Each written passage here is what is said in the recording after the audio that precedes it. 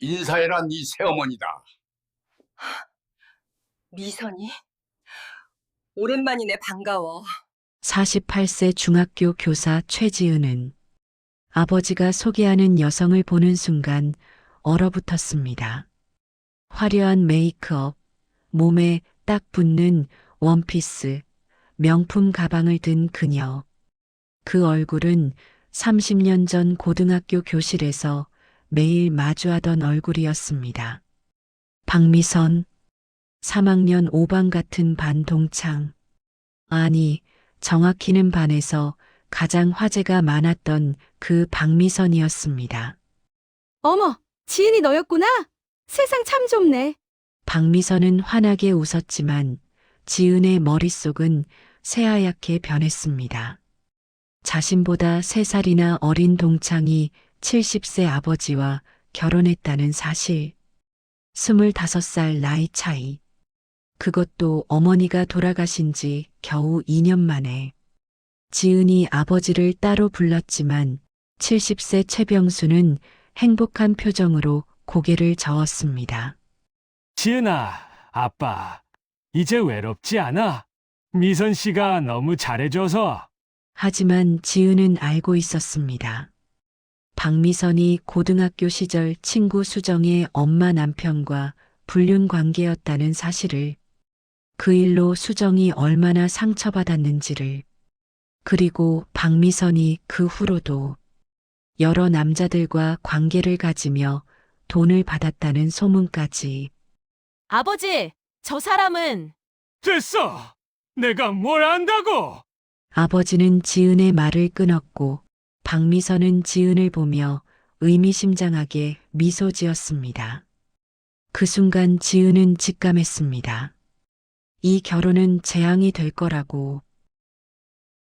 이 결혼의 마지막은 어떻게 될까요? 잠시 후 어디로 향할지 모르는 사연이 시작됩니다. 시작 전 구독과 좋아요 부탁드려요. 그날 밤 지은은 잠을 이룰 수 없었습니다. 아버지의 재혼 소식을 들었을 때는 그저 외로우신 아버지를 위해 좋은 일이라고 생각했습니다. 어머니가 돌아가신 후 홀로 지내시는 아버지가 너무 안쓰러웠으니까요. 하지만 상대가 박미선이라는 사실은 완전히 다른 문제였습니다. 지은은 다음 날 아침 일찍 고등학교 동창 김수정에게 전화를 걸었습니다. 수정은 박미선의 피해자였던 사람입니다. 30년 전 수정의 어머니는 박미선과 남편의 불륜을 목격하고 그 자리에서 쓰러졌습니다. 수정의 부모님은 결국 이혼했고 수정은 그 상처로 한동안 학교도 제대로 다니지 못했습니다. 수정은 지은의 전화를 받자마자 한숨을 쉬었습니다. 지은아, 그 여자 또 나타났구나. 수정의 목소리는 떨리고 있었습니다. 지은이 아버지와 박미선의 재혼 사실을 말하자 수정은 잠시 침묵했다가 입을 열었습니다. 지은아, 박미선 그 이후로도 똑같이 살았어. 내가 아는 것만 해도 3명의 남자가 더 있어.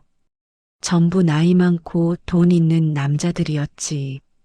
그 여자는 항상 같은 패턴이야.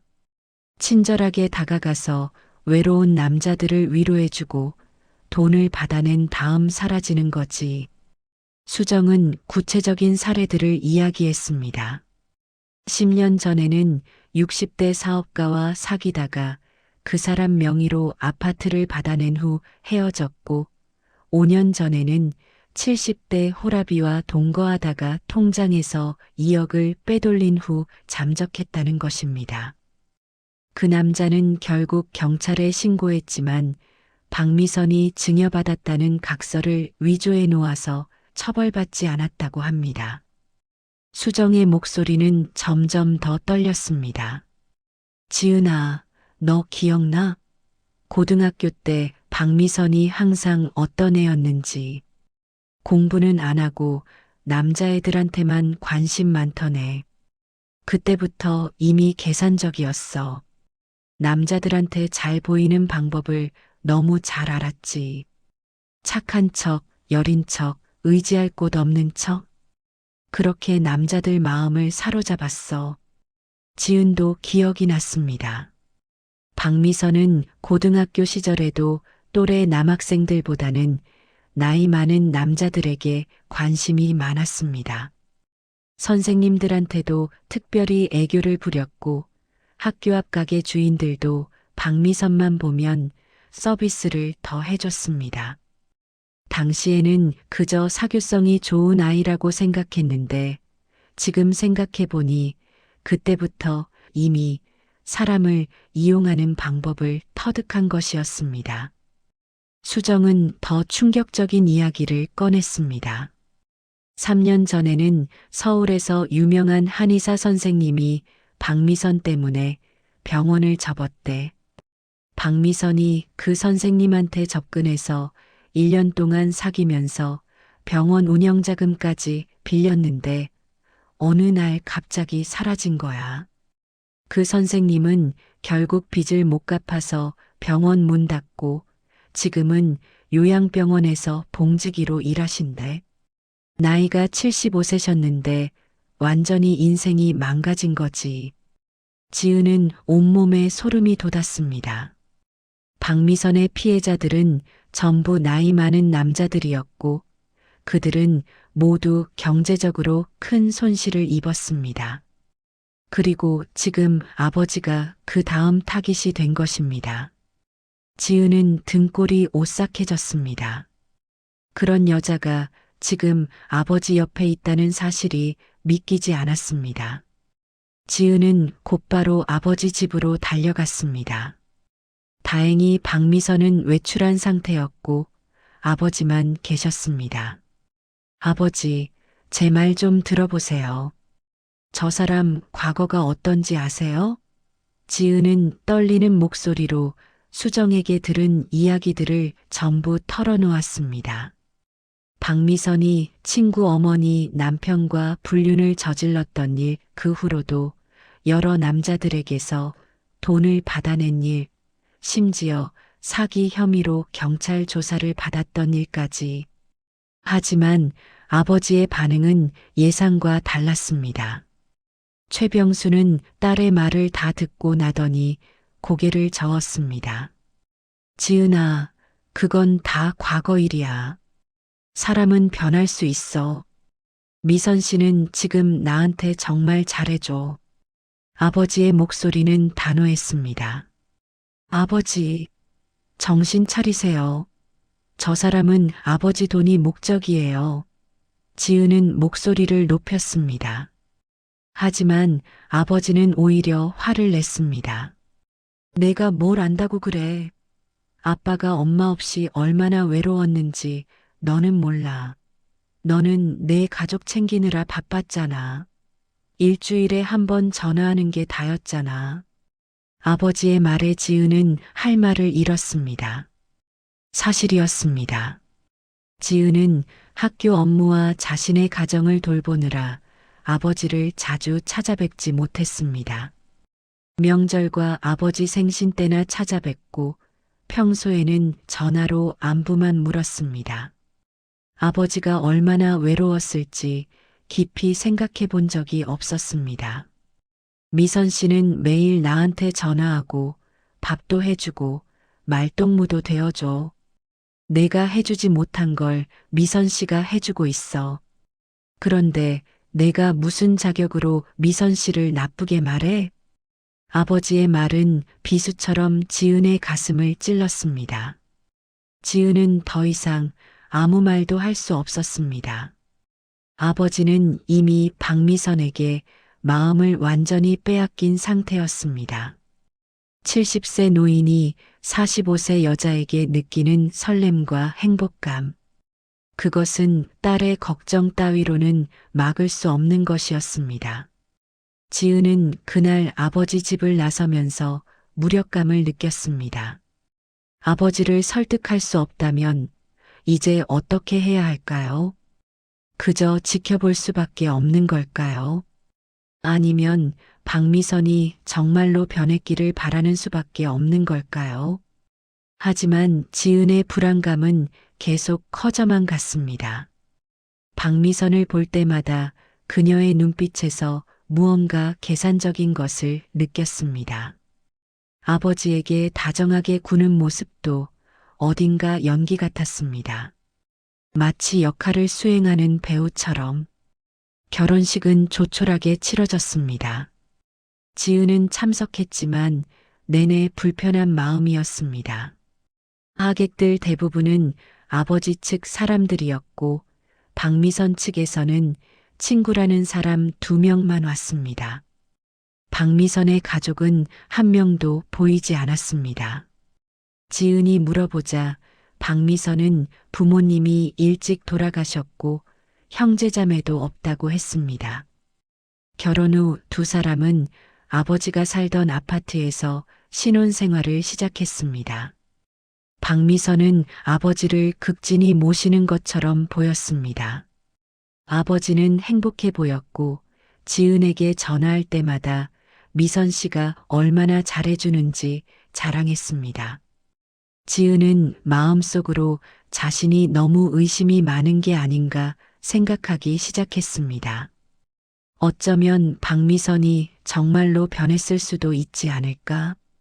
사람은 나이가 들면서 변하기도 하니까.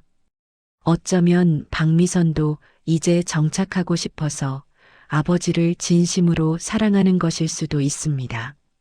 하지만 그런 희망은 오래가지 못했습니다. 결혼 6개월 후 지은에게 충격적인 소식이 날아들었습니다. 지은은 등골이 오싹해졌습니다. 그런 여자가 지금 아버지 옆에 있다는 사실이 믿기지 않았습니다. 지은은 곧바로 아버지 집으로 달려갔습니다. 다행히 박미선은 외출한 상태였고 아버지만 계셨습니다. 아버지, 제 말 좀 들어보세요. 저 사람 과거가 어떤지 아세요? 지은은 떨리는 목소리로 수정에게 들은 이야기들을 전부 털어놓았습니다. 박미선이 친구 어머니 남편과 불륜을 저질렀던 일, 그 후로도 여러 남자들에게서 돈을 받아낸 일, 심지어 사기 혐의로 경찰 조사를 받았던 일까지.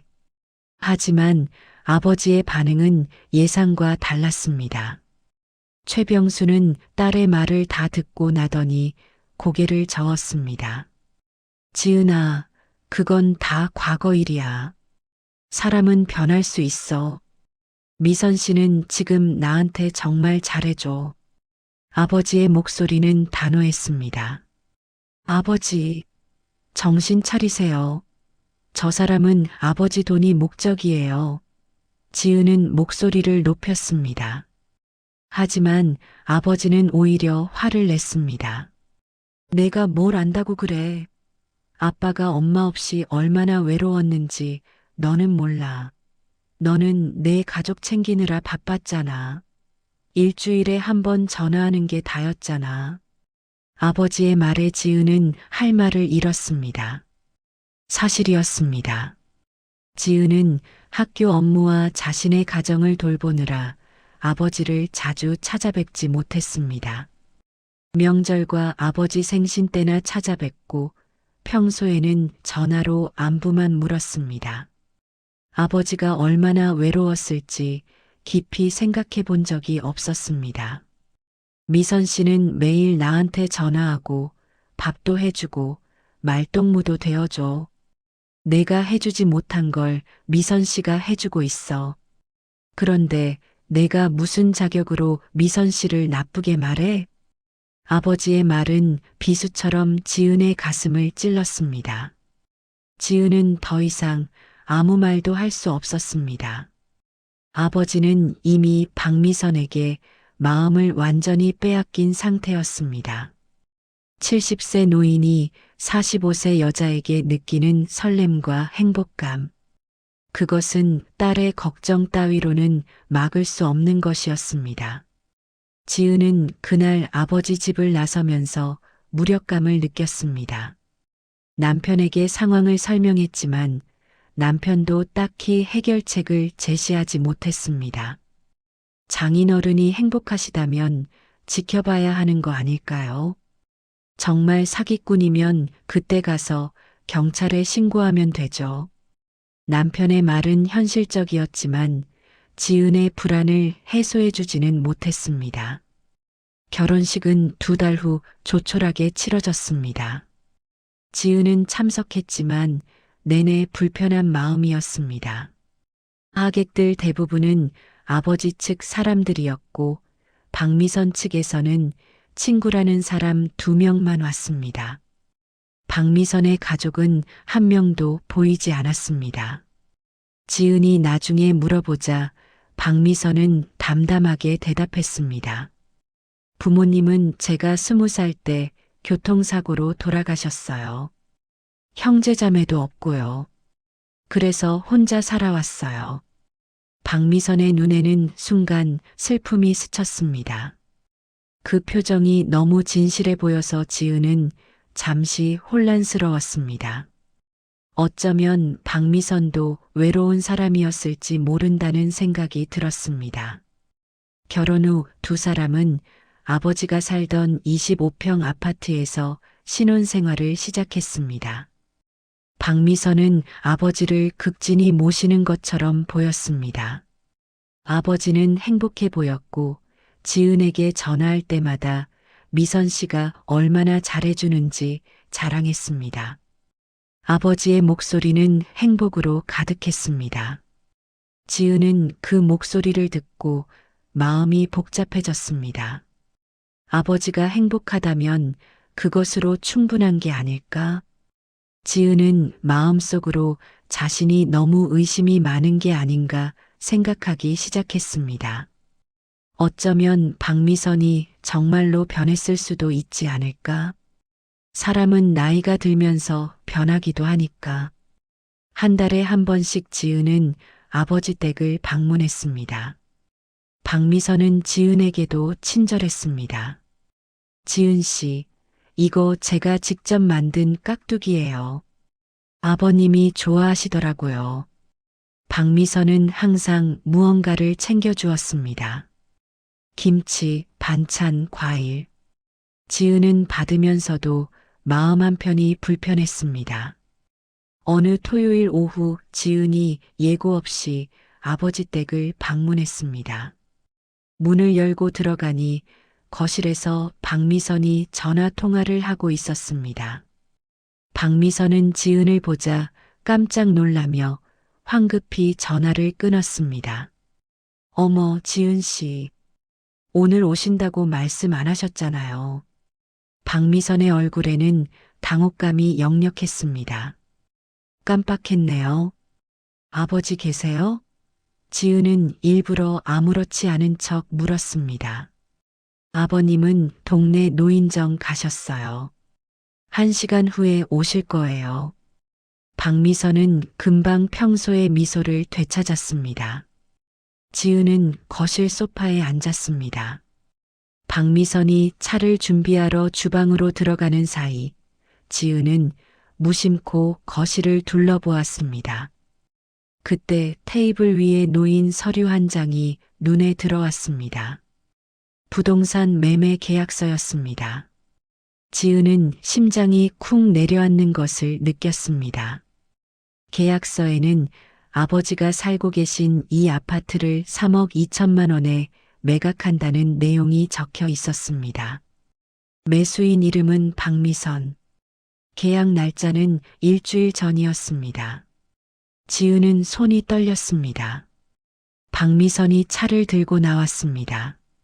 지은은 재빨리 평정을 유지하며 물었습니다. 아버지가 집을 파신대요? 박미선은 잠시 멈칫하더니 자연스럽게 웃었습니다. 아, 그거요. 아버님이 이 집이 너무 크다고 하셔서 작은 집으로 옮기기로 했어요. 그래서 제 명의로 새 집을 알아보는 중이에요. 지은은 더 이상 참을 수 없었습니다. 왜 제 명의로요? 아버지 명의로 하시지? 박미선의 표정이 순간 굳어졌습니다. 그러나 곧 부드러운 미소를 지으며 대답했습니다. 아버님 연세가 많으셔서 대출받기가 어렵잖아요. 그래서 제 명의로 하는 거예요. 걱정하지 마세요. 다 아버님 위해서 하는 일이에요. 지은은 더 이상 대화를 이어갈 수 없었습니다. 박미선의 설명은 논리적으로 들렸지만 직감적으로 무언가 잘못되어 가고 있다는 것을 느꼈습니다. 지은은 차를 마시지도 않고 자리에서 일어났습니다. 아버지 오시면 전화드리라고 전해주세요. 그날 밤 지은은 남편과 심각한 대화를 나눴습니다. 여보, 이건 분명히 사기야. 박미선이 아버지 재산을 노리고 있어. 지은은 오늘 본 계약서 이야기를 했습니다. 남편은 심각한 표정으로 고개를 끄덕였습니다. 그래도 장인어른이 직접 서명하신 거라면 우리가 어떻게 할 수가 없어. 성인이 자기 의사로 한 거잖아. 그렇다면 우린 그냥 지켜만 봐야 하나요? 아버지가 전 재산을 다 잃을 때까지. 지은의 목소리는 떨렸습니다. 일단 장인어른한테 한 번 더 얘기해봐. 그리고 큰 돈이 움직일 때는 우리한테 상의하시라고. 일주일 후 지은은 아버지를 만나기 위해 다시 집을 방문했습니다. 이번에는 아버지만 계셨습니다. 박미선은 친구 결혼식에 간다며 아침 일찍 외출했다고 했습니다. 지은은 이때다 싶어 조심스럽게 말을 꺼냈습니다. 아버지, 요즘 통장 관리는 어떻게 하세요? 아버지는 텔레비전을 보다가 고개를 돌렸습니다. 뭐, 통장? 그냥 미선이가 관리해. 내가 나이 먹으니까 은행 일 처리하는 게 번거로워서. 지은의 가슴이 철렁 내려앉았습니다. 아버지, 그건 좀 위험하지 않아요? 통장이랑 도장은 아버지가 직접 관리하셔야죠. 아버지는 손을 내저었습니다. 걱정 마. 미선이가 매달 가계부 쓰면서 얼마 썼는지 다 보고해줘. 투명하게 관리하고 있어. 지은은 더 이상 참을 수 없었습니다. 아버지, 저 집 매매 계약서 봤어요. 왜 박미선 씨 명의로 하세요? 그거 너무 위험해요. 아버지의 표정이 굳어졌습니다. 내가 그걸 어떻게 알아? 내 서류를 뒤졌어? 아니에요. 거실 테이블에 있었어요. 지은은 억울했습니다. 아버지, 제발 정신 차리세요. 저 사람 과거를 말씀드렸잖아요. 지금도 똑같은 짓 하고 있는 거예요. 그만해. 아버지가 소리를 질렀습니다. 너는 왜 미선이를 그렇게 못살게 구는 거야? 미선이가 나한테 얼마나 잘해주는데. 너는 아빠가 외로워도 한 달에 한 번밖에 안 오면서 미선이는 매일 나랑 있어줘. 아버지의 목소리는 떨리고 있었습니다. 지은은 아버지가 이미 박미선에게 완전히 마음을 빼앗겼다는 것을 다시 한번 확인했습니다. 더 이상 대화가 통하지 않았습니다. 지은은 무거운 마음으로 집을 나섰습니다. 그날 밤 지은은 잠을 이룰 수 없었습니다. 다음 날 아침 일찍 법률 상담을 받으러 갔습니다. 변호사는 지은의 이야기를 듣고 안타까운 표정을 지었습니다. 어르신이 정신이 온전하고 본인 의사로 서명하신 거라면 법적으로 막기 어렵습니다. 증여든 매매든 본인이 동의한 거니까요. 사기로 입증하려면 박미선 씨가 처음부터 재산을 빼돌릴 목적으로 접근했다는 증거가 필요한데 그게 쉽지 않아요. 그럼 저희는 그냥 당할 수밖에 없나요? 지은의 목소리는 절박했습니다. 변호사는 고개를 저었습니다. 지금이라도 아버님을 설득해서 재산 처분에 대한 동의를 철회하시거나 성년후견인 제도를 이용하는 방법이 있는데 아버님이 형조하지 않으시면 그것도 어렵습니다. 솔직히 말씀드려서 이런 경우는 대부분 재산을 잃고 나서야 뒤늦게 후회하시는 경우가 많습니다. 변호사는 이어서 더 충격적인 이야기를 했습니다. 실제로 최근 5년간 이런 유사 사례가 급증하고 있다고 했습니다. 고령의 남성들이 젊은 여성과 재혼하거나 동거하면서 재산을 잃는 경우가 해마다 늘고 있다는 것입니다. 특히 배우자를 잃고 외로움을 느끼는 시니어들이 주요 타깃이 된다고 했습니다. 가장 큰 문제는 피해자 본인이 사랑에 빠져 있어서 주변의 경고를 무시한다는 점입니다. 가족들이 아무리 말려도 듣지 않고 오히려 가족과 갈등을 빚게 되죠. 그리고 재산을 다 잃고 나서야 현실을 깨닫게 되는데 그때는 이미 늦은 경우가 대부분입니다. 지은은 절망감에 빠졌습니다. 집으로 돌아와 남편에게 상담 내용을 말했습니다. 남편도 한숨을 쉬었습니다. 그래도 우리가 할 수 있는 건 계속 장인어른을 설득하는 것밖에 없겠네. 그리고 박미선 씨 동향을 지켜보고 지은은 그날 이후 일주일에 2번씩 아버지 댁을 방문했습니다. 박미선의 행동을 주의 깊게 관찰하기 위해서였습니다. 하지만 박미선은 여전히 완벽한 아내 역할을 하고 있었습니다. 아버지에게 다정했고 집안일도 잘했고 지은에게도 친절했습니다. 그로부터 한 달 후 지은에게 충격적인 소식이 들려왔습니다. 동창 수정으로부터 온 전화였습니다.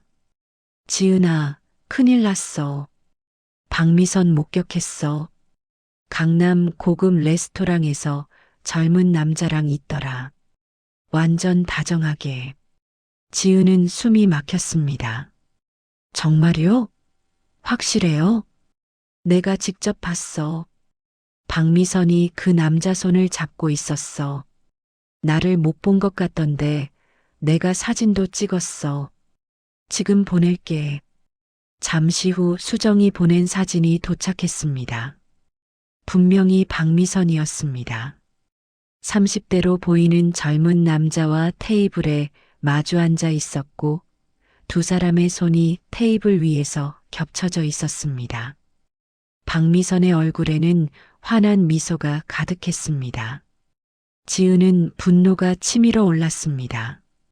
박미선은 아버지를 속이면서 다른 남자와 만나고 있었던 것입니다.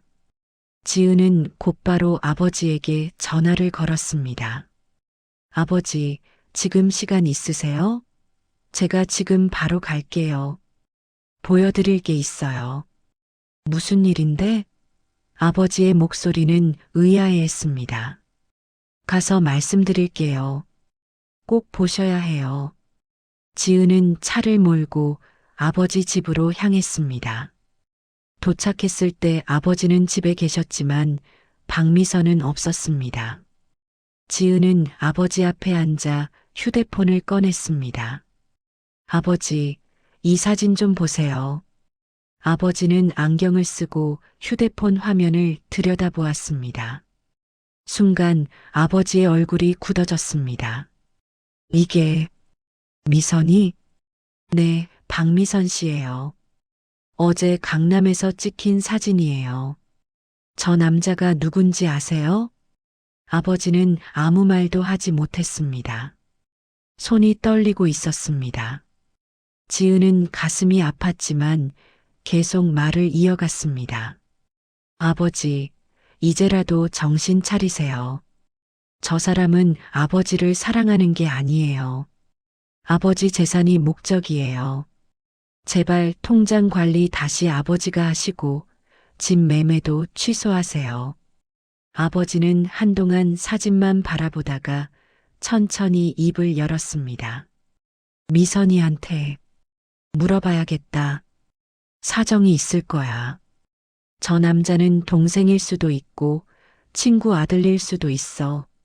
지은은 기가 막혔습니다. 아버지, 지금 뭐라고 하시는 거예요? 저렇게 손잡고 있는 게 동생처럼 보여요? 나는 미선이를 믿어. 아버지의 목소리는 떨렸지만 여전히 완고했습니다. 미선이가 분명 설명해 줄 거야. 지은은 더 이상 할 말이 없었습니다. 아버지는 현실을 직시하기를 거부하고 있었습니다. 사랑에 빠진 70세 노인에게 현실은 너무 잔인했고 그는 그 현실을 인정하고 싶지 않았습니다. 지은은 무력하게 자리에서 일어났습니다. 아버지의 고집을 꺾을 수 있는 방법은 더 이상 없어 보였습니다. 그날 저녁 박미선이 집에 돌아왔습니다. 아버지는 박미선을 거실로 불렀습니다. 지은은 주방에 서서 두 사람의 대화를 지켜보았습니다. 미선 씨, 어제 강남에 있었어? 아버지의 목소리는 떨리고 있었습니다. 박미선은 잠시 당황한 표정을 지었지만 곧 미소를 지으며 대답했습니다. 네, 친구 만났어요. 왜요? 친구? 남자친구? 아버지가 휴대폰을 꺼내 사진을 보여주었습니다. 이 사람 누구야? 박미선은 사진을 보더니 순간 표정이 굳었습니다. 하지만 곧 자연스럽게 웃으며 말했습니다. 아, 이 사람요? 제 조카예요. 친오빠 아들인데 취업 상담해 주느라 만난 거예요. 조카? 아버지의 목소리에는 의심이 묻어났습니다. 왜 손을 잡고 있어? 아이고, 그게 그렇게 이상해 보여요?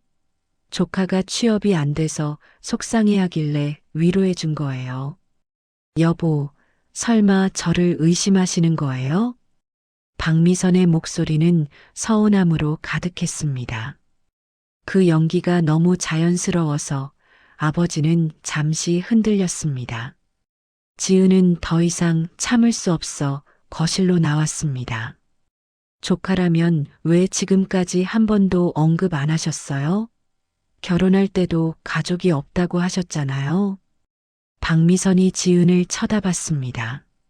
눈빛이 순간 차갑게 변했다가 다시 부드러워졌습니다. 지은 씨, 제가 친오빠랑 사이가 안 좋아서 연락을 안 하고 지냈어요. 그런데 조카가 먼저 연락 와서 만난 거예요. 이것까지 설명해야 하나요? 아버지는 두 사람을 번갈아 보며 혼란스러워 했습니다. 그럼 조카 전화번호 좀 알려줄 수 있어? 아버지가 조심스럽게 물었습니다. 박미선의 표정이 순간 일그러졌습니다. 여보, 저를 그렇게 못 믿으세요? 제가 거짓말한다고 생각하세요? 아니, 그게 아니라. 아버지는 말을 잇지 못했습니다. 박미선은 눈물을 글썽이며 방으로 들어가 버렸습니다. 아버지는 난처한 표정으로 지은을 보았습니다. 지은아, 내가 너무 심하게 의심하는 거 아니야? 지은은 기가 막혔지만 더 이상 말하지 않았습니다. 아버지는 이미 박미선의 편이었습니다. 그날 이후 일주일 동안 박미선은 아버지에게 차갑게 대했습니다. 밥도 대충 차려주고 말도 거의 하지 않았습니다. 아버지는 점점 초조해졌습니다. 박미선이 떠날까봐 두려워하는 게 역력했습니다. 결국 아버지가 먼저 사과했습니다. 미선 씨, 미안해. 내가 의심해서 다시는 그러지 않을게. 박미선은 그제야 다시 웃으며 아버지를 대했습니다. 하지만 그 미소 뒤에 무언가 차갑고 계산적인 것이 있다는 것을 지은은 느낄 수 있었습니다. 한 달 후 지은은 아버지로부터 전화를 받았습니다. 지은아, 우리 이사 가게 됐어. 미선이가 좋은 집 알아봤대. 다음 주에 이사해. 어디로요? 지은은 불안한 예감이 들었습니다. 경기도 쪽이야. 좀 외곽이긴 한데 공기 좋고 조용하대. 아버지의 목소리는 들떠 있었습니다. 지은은 곧바로 아버지 집으로 달려갔습니다. 집안은 이미 이삿짐을 싸는 중이었습니다. 박미선이 분주하게 짐을 정리하고 있었습니다. 지은이 보니 아버지의 소중한 물건들은 대부분 버릴 짐 더미에 쌓여 있었습니다. 어머니 사진, 아버지가 모았던 우표 앨범, 오래된 책들. 아버지, 이 물건들은 왜 버리세요? 지은이 물었습니다. 박미선이 대신 대답했습니다. 새 집이 작아서요. 다 가져갈 수 없어요. 필요 없는 건 정리해야죠. 박미선의 목소리는 무심했습니다. 지은은 가슴이 아팠습니다. 아버지의 추억들이 쓰레기처럼 버려지고 있었습니다. 아버지, 새 집 주소 좀 알려주세요. 지은이 물었습니다. 아직 정확한 주소는 모르겠어. 미선이가 관리하고 있어. 아버지는 대수롭지 않게 대답했습니다. 지은은 가슴이 철렁했습니다. 아버지, 새 집 등기부등본 보셨어요? 명의가 누구로 되어 있어요? 그야 미선이 명의지. 대출 때문에 어쩔 수 없었어. 아버지는 여전히 아무 의심 없이 말했습니다. 지은은 박미선을 똑바로 쳐다보았습니다. 박미선 씨, 아버지 통장은 어떻게 되는 거예요? 새 집 매매 대금은 어디로 들어갔어요? 박미선은 잠시 지은을 응시하다가 차갑게 웃었습니다. 지은 씨, 이건 저와 아버님 사이의 일이에요. 딸이라고 해서 다 간섭할 수 있는 건 아니죠. 아버님, 그렇죠? 아버지는 난처한 표정으로 고개를 끄덕였습니다. 지은아, 걱정 마. 미선이가 다 잘 관리하고 있어. 지은은 더 이상 말할 수 없었습니다. 아버지는 완전히 박미선의 소나기에 들어가 있었습니다. 이사를 간 후 일주일 동안은 연락이 잘 되었습니다.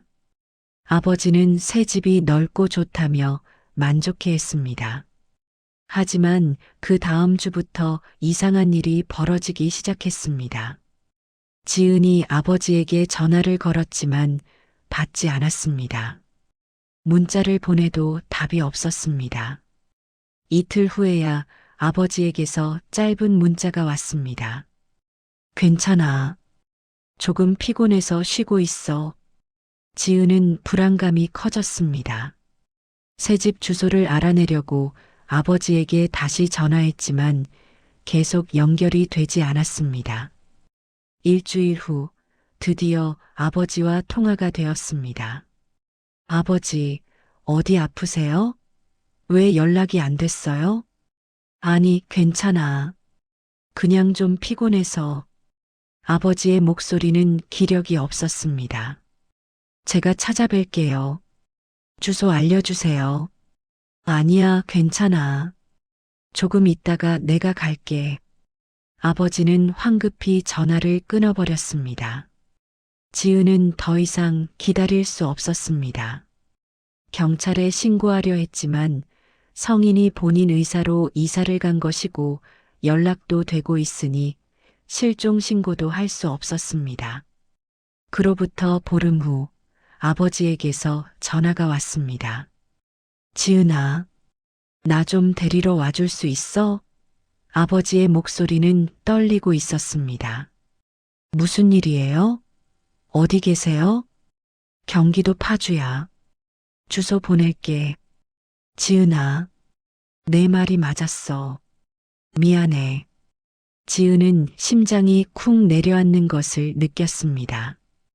곧바로 남편과 함께 차를 몰고 아버지가 알려준 주소로 향했습니다. 이 시간을 달려 도착한 곳은 낡은 단독주택이었습니다. 페인트가 벗겨진 벽, 녹슨 대문. 집 앞에 아버지가 작은 가방 하나만 들고 서 있었습니다. 아버지의 모습은 한 달 만에 10년은 늙어 보였습니다. 지은은 차에서 내려 아버지에게 달려갔습니다. 아버지, 무슨 일이에요? 어디 다치신 데는 없으세요? 아버지는 지은을 보자 눈물을 글썽였습니다. 지은아, 미안해. 내 말을 들을 걸 그랬어. 지은은 아버지를 꼭 껴안았습니다. 괜찮아요, 아버지. 일단 집에 가요. 남편도 차에서 내려 아버지의 가방을 들어주었습니다. 차 안에서 아버지는 떨리는 목소리로 지난 한 달간의 이야기를 털어놓기 시작했습니다. 이사 온 지 일주일 후부터였어. 미선이가 갑자기 차갑게 변했어. 밥도 안 해주고 말도 거의 안 하더라. 내가 물어보면 피곤하다고만 하고. 그러더니 어느 날 나한테 말했어. 친정 어머니가 많이 편찮으시다고 당분간 친정에 가 있어야 한다고. 아버지는 잠시 말을 멈췄다가 이어갔습니다. 나는 같이 가겠다고 했어. 그런데 미선이가 아버님은 여기서 쉬고 계세요. 제가 혼자 다녀올게요. 라고 하더라. 그러고는 다음 날 아침 일찍 짐을 싸서 나갔어. 그게 3주 전이야. 그 후로 연락이 안 됐어요? 지은이 물었습니다.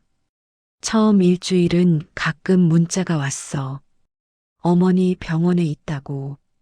바빠서 전화 못 한다고. 그런데 그 다음부터는 아예 연락이 끊겼어. 전화를 걸어도 안 받고 문자도 답이 없고.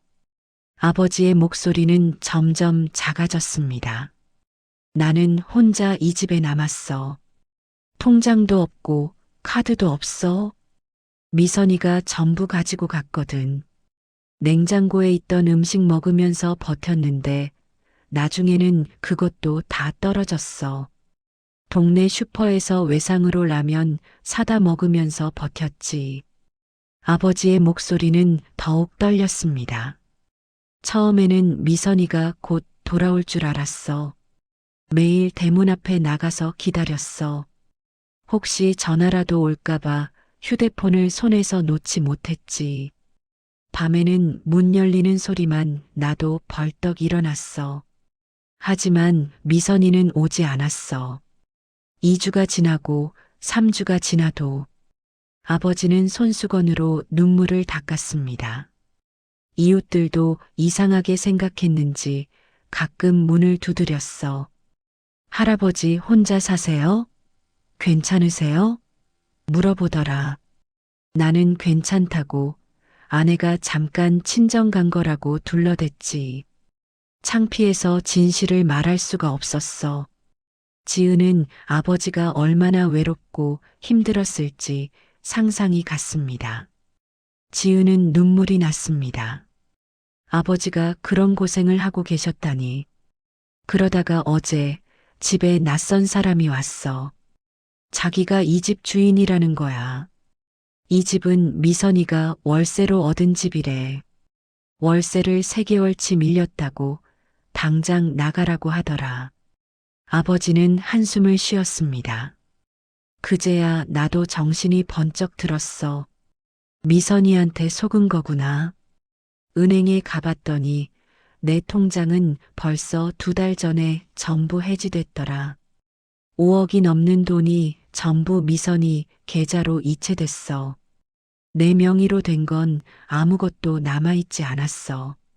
아버지는 더 충격적인 사실을 털어놓았습니다. 은행 직원이 보여준 거래 내역을 보니까 이체가 일어난 게 이사 오기 일주일 전부터였어. 미선이가 이미 그때부터 계획한 거야. 나는 행복하게 새 집으로 이사 간다고 들떠 있었는데 미선이는 그때 이미 내 돈을 빼돌리고 있었던 거지.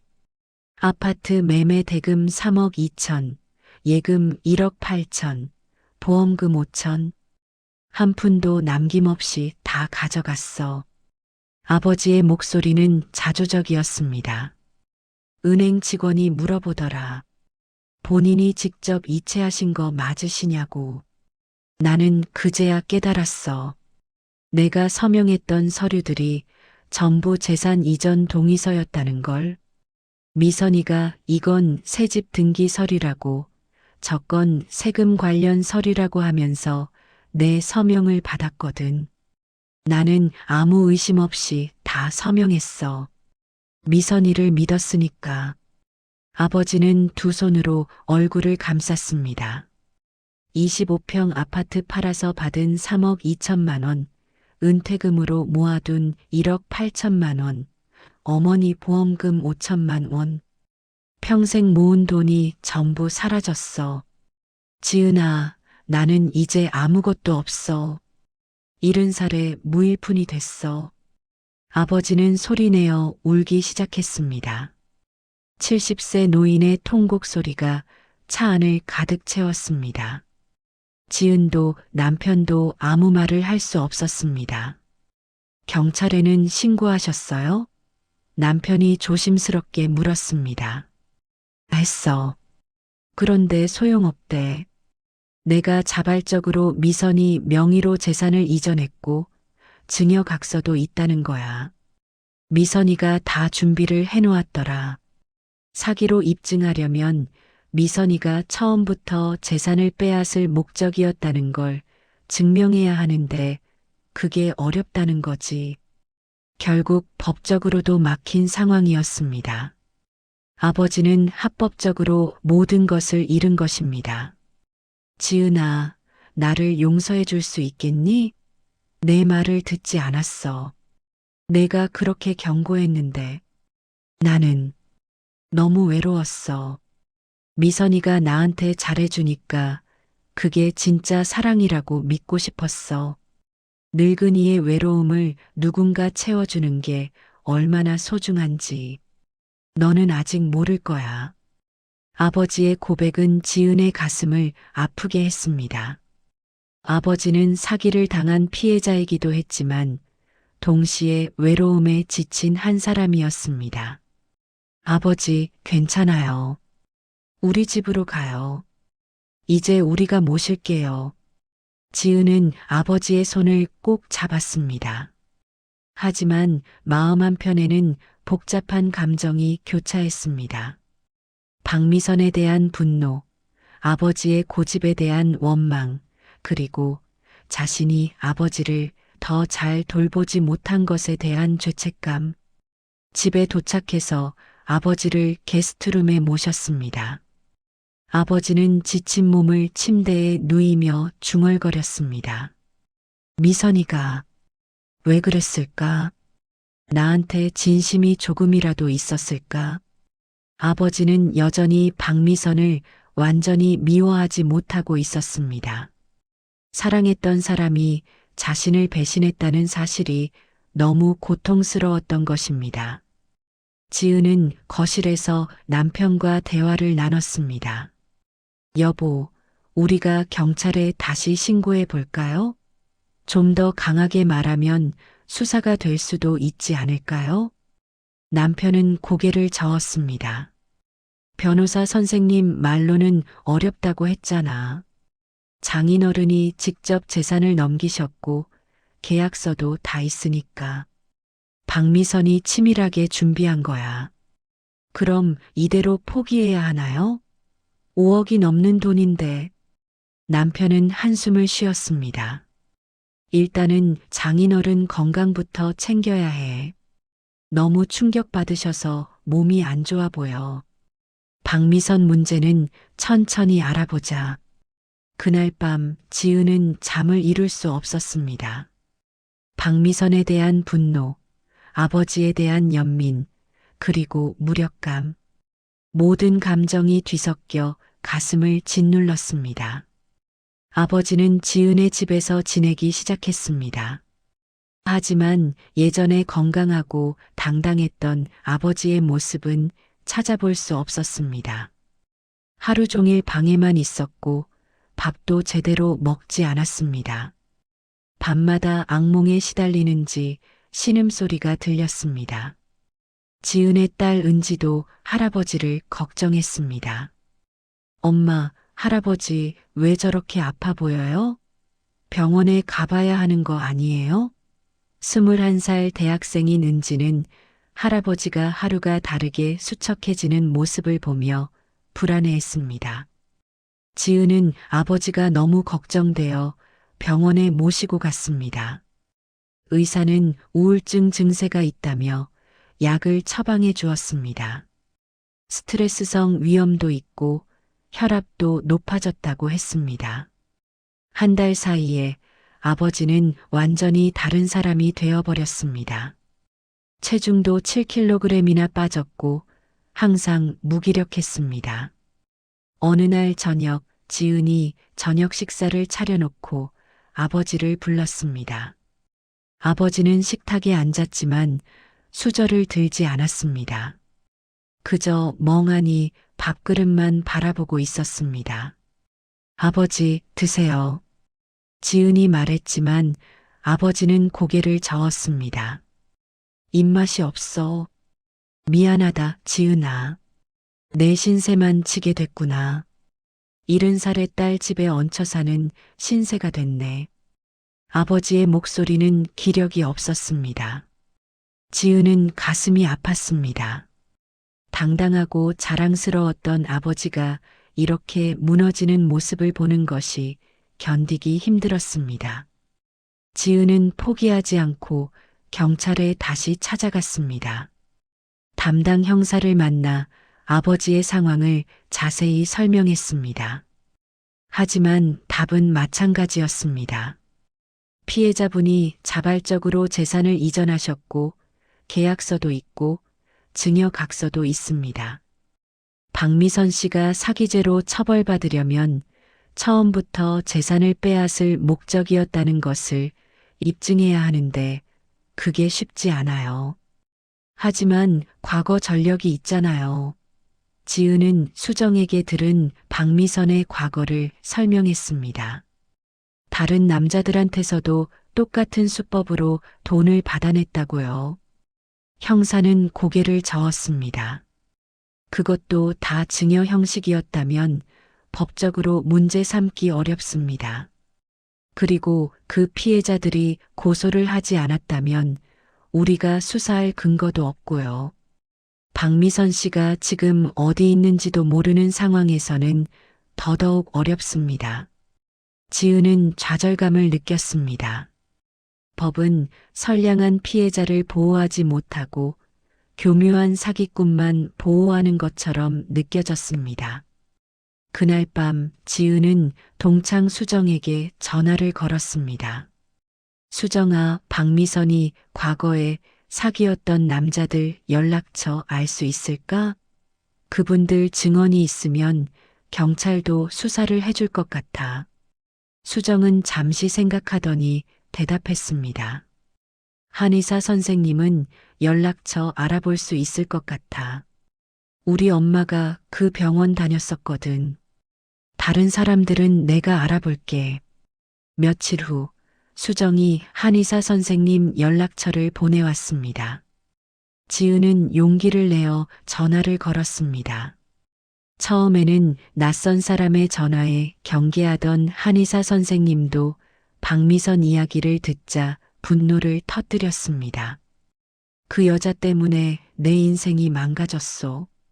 병원 문 닫고 빚만 남았소. 지금도 그 돈 갚느라 고생하고 있소. 하지만 내가 증언한다고 해서 뭐가 달라지겠소? 나도 당시에 자발적으로 돈을 줬으니까. 사랑한다고 믿는다고. 한의사 선생님의 목소리는 쓰라렸습니다. 지은은 아버지와 똑같은 상황이었다는 것을 깨달았습니다. 선생님도 정말 많이 힘드셨겠어요. 지은이 조심스럽게 말했습니다. 한의사 선생님은 긴 한숨을 쉬었습니다. 나는 75세요.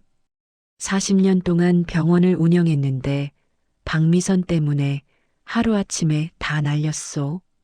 그 여자가 병원 운영 자금이 필요하다고 새로운 사업을 한다고 해서 1억 5천을 줬지. 그리고 한 달 후에 사라졌소. 결국 병원 문 닫고 지금은 요양병원에서 봉지기로 일하고 있소. 내 나이에 남의 밑에서 일하는 게 얼마나 서러운지 아시오? 지은은 목이 메었습니다. 박미선의 피해자가 아버지만이 아니었습니다. 그래도 선생님 증언이 있으면 박미선이 상습적으로 이런 짓을 했다는 걸 입증할 수 있어요. 제발 도와주세요. 한의사 선생님은 한숨을 쉬었습니다. 알겠소. 필요하면 증언하겠소. 그 여자가 더 이상 다른 사람들한테 같은 짓을 하지 못하게 해야지. 나처럼 인생이 망가지는 사람이 더 이상 나와서는 안 되니까. 지은은 희망의 끈을 놓지 않았습니다. 수정은 다른 피해자 한 명도 찾아냈습니다. 60대 사업가였던 분이었는데 박미선에게 아파트를 넘겨준 후 연락이 끊겼다고 했습니다. 그분도 증언하겠다고 했습니다. 지은은 밤낮으로 증거 자료를 모았습니다. 한의사 선생님과 사업가분의 진술서, 은행 거래 내역, 박미선과 관련된 모든 정보, 학교 업무도 뒤로 한 채 이 일에 매달렸습니다. 남편이 걱정할 정도였습니다. 하지만 지은은 멈출 수 없었습니다. 아버지를 위해서라도 박미선을 반드시 처벌받게 하고 싶었습니다. 지은은 이 증언들을 모아서 다시 경찰에 제출했습니다. 형사는 자료를 검토하더니 말했습니다. 일단 박미선 씨를 찾아야 합니다. 수배를 넣어보겠습니다. 하지만 기대는 하지 마세요. 이런 사람들은 대부분 이름도 바꾸고 도피 생활을 하거든요. 한 달이 지났습니다. 아버지의 상태는 점점 나빠졌습니다. 밤에는 잠을 못 자고 낮에는 멍하니 있었습니다. 때때로 혼잣말을 했습니다. 미선아, 왜 그랬어? 나한테 진심이 조금도 없었던 거야. 지은은 아버지를 보며 마음이 무너졌습니다. 아버지는 돈을 잃은 것보다 사랑했던 사람에게 배신당한 것이 더 고통스러운 것 같았습니다. 어느 날 지은은 아버지 방에서 낡은 지갑을 발견했습니다. 그 안에는 박미선과 찍은 사진 한 장이 들어 있었습니다. 결혼식 날 찍은 사진이었습니다. 행복하게 웃고 있는 두 사람. 아버지는 여전히 그 사진을 간직하고 있었습니다.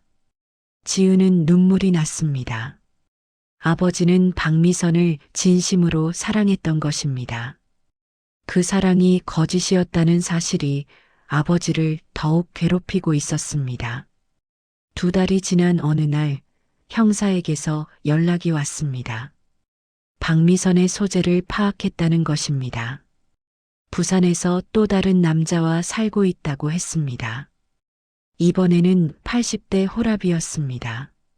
하지만 일주일 후 형사에게서 온 소식은 실망스러웠습니다. 박미선이 증거를 인멸했다는 것입니다. 아버지로부터 받은 돈을 이미 다른 곳으로 빼돌렸고 자신은 정당하게 증여받은 것이라고 주장한다는 것입니다. 결국 법은 박미선을 처벌할 수 없었습니다. 아버지는 5억이 넘는 재산을 잃었지만 박미선은 아무런 처벌도 받지 않았습니다. 결국 법은 박미선을 처벌할 수 없었습니다.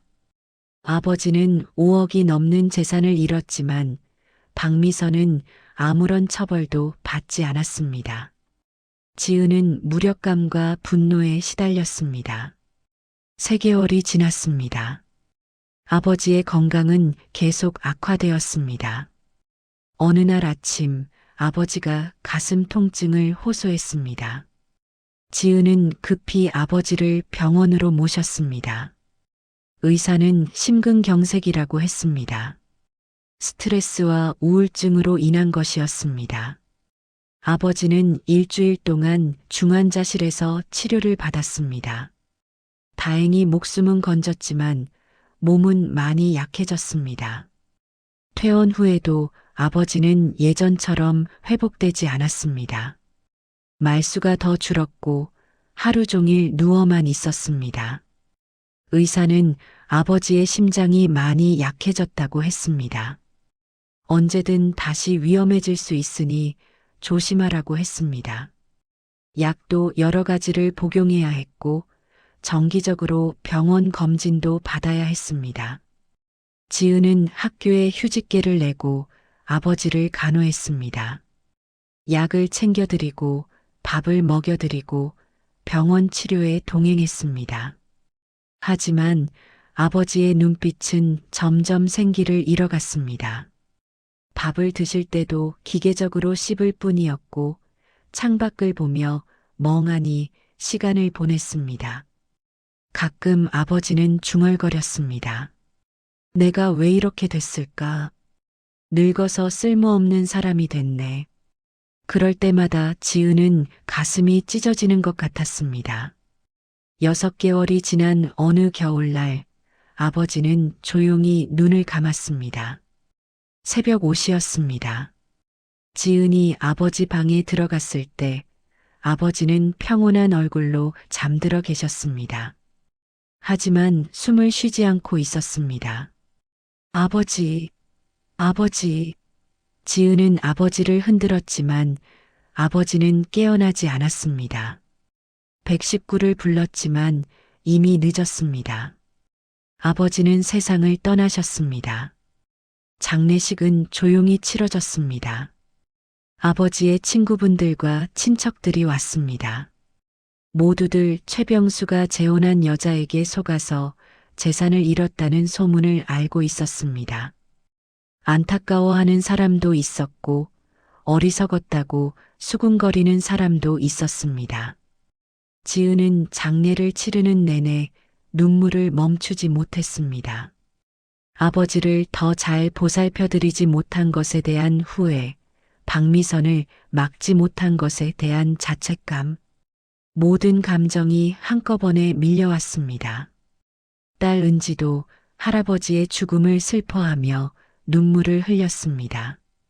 남편은 말없이 지은의 어깨를 감싸주었습니다. 3일장을 마치고 아버지를 화장했습니다. 유골함을 안고 집으로 돌아오는 길 지은은 아버지가 정말 돌아가셨다는 사실이 실감났습니다. 이제 아버지는 영원히 볼 수 없습니다. 장례를 마친 후 지은은 아버지의 유품을 정리하기 시작했습니다. 아버지가 지은의 집에서 지내던 방을 정리하는데 서랍 깊숙한 곳에서 봉투 하나를 발견했습니다. 봉투에는 지은 씨에게라고 적혀 있었습니다. 박미선의 글씨였습니다. 지은은 손이 떨렸습니다.